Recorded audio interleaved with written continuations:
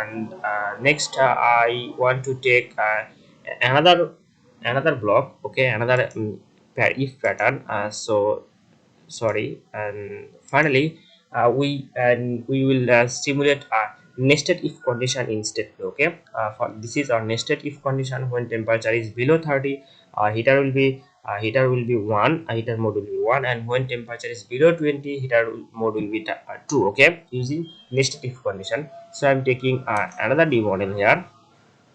Okay, and I'm browsing my library here, and this is Stateflow. As you can see, in library you'll find Stateflow here, and this is our chart. Okay, okay, and I'm double clicking on this chart, and under right click, and you will find add pattern in chart. Okay, and under decision, this is our nested if condition. Okay, so I'm taking a description like temperature, sorry, temperature control.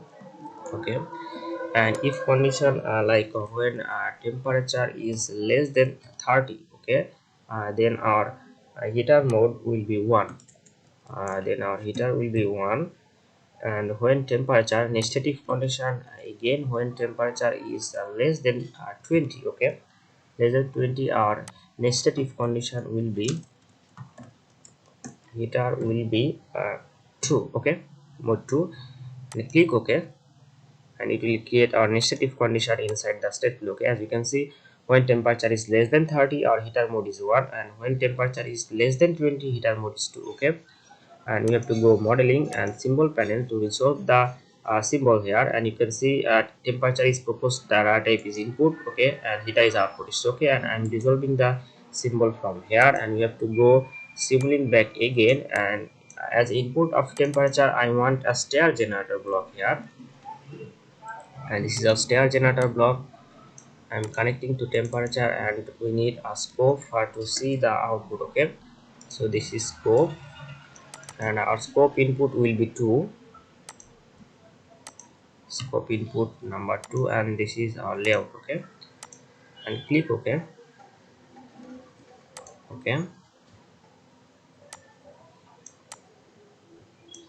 so this is our heater mode, and this is our temperature. Okay, temperature, and inside a temperature I want to give some value. Okay, from 0, 1, 2, 3, 4, 5, 6, and 7. Okay, and temperature amplitude will be like 10, 15, 17, 20, 25, 30, then 10 and 10. Okay, now click OK. Okay, and we can run our model here. Now run this model.